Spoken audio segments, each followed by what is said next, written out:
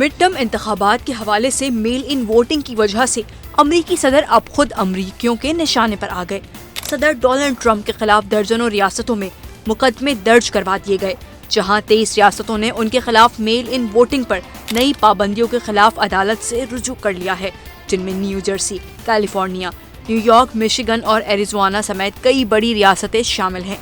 22 ریاستوں کے attorney generals اور ڈسٹرکٹ آف کولمبیا نے میساچوسیٹس کی وفاقی عدالت میں مقدمہ دائر کیا، جس میں موقف اپنایا گیا کہ یہ صدارتی حکم نامہ امریکی آئین کی خلاف ورزی ہے، کیونکہ یہ ریاستوں کے انتخابی اختیارات میں مداخلت کرتا ہے اور طے کرنے کی کوشش کرتا ہے کہ کون ووٹ بذریعہ ڈاک ڈال سکتا ہے۔ صدارتی حکم نامے کے مطابق 31 مارچ کو جاری کیے گئے اس فیصلے میں یونائیٹڈ اسٹیٹ پوسٹل سروس کو ہدایت دی گئی ہے کہ وہ محکمہ ہوم لینڈ سیکیورٹی کو ووٹ دینے کے اہل امریکی شہریوں کی فہرست تیار کریں، جبکہ امریکی پوسٹل سروس کو صرف ان افراد کو بیلٹ بھیجنے کی ہدایت دی گئی ہے جو مخصوص میل ان یا غیر حاضری کی ووٹنگ فہرست میں شامل ہوں۔ بیلٹ لفافوں پر منفرد بار کوڈ لازمی قرار دیا گیا ہے۔ ریاستوں کو 5 سال تک انتخابی ریکارڈ محفوظ رکھنے کا حکم دیا گیا ہے، جبکہ خلاف ورزی کی صورت میں فوجداری کارروائی اور وفاقی فنڈنگ روکنے کی وارننگ بھی دی گئی ہے۔ ریاستی حکام کے مطابق 2026 کے مڈ ٹرم انتخابات سے قبل ان اقدامات کا نفاذ انتخابی نظام میں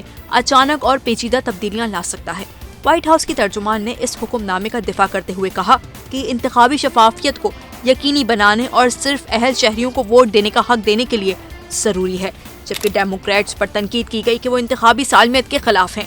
صدر ٹرمپ پہلے بھی یہ دعویٰ کرتے رہے ہیں کہ میل ان ووٹنگ میں دھاندلی کے امکانات زیادہ ہوتے ہیں، اور یہ حکم ان کے سیف امریکہ ایکٹ جیسے اقدامات کا حصہ ہے، جس میں شہریت کا ثبوت اور فوٹو آئی ڈی لازمی قرار دینے کی بات کی گئی ہے۔ تاہم بعض ریپبلکن رہنما بھی اس اقدام کو وفاقی اختیارات سے تجاوز قرار دے رہے ہیں۔ یاد رہے کہ امریکہ میں میل ان ووٹنگ کا رجحان کووڈ 2019 کی وبا کے بعد نمایاں طور پر بڑھا ہے، اور 2024 کے انتخابات میں تقریباً 1/3 ووٹ ڈاک کے ذریعے ڈالے گئے تھے۔ قانونی ماہرین کا خیال ہے کہ یہ صدارتی حکم عدالت میں زیادہ دیر برقرار نہیں رہ سکے گا، کیونکہ امریکی آئین کے مطابق انتخابات کا اختیار ریاستوں اور کانگریس کے پاس ہے، نہ کہ صدر کے پاس۔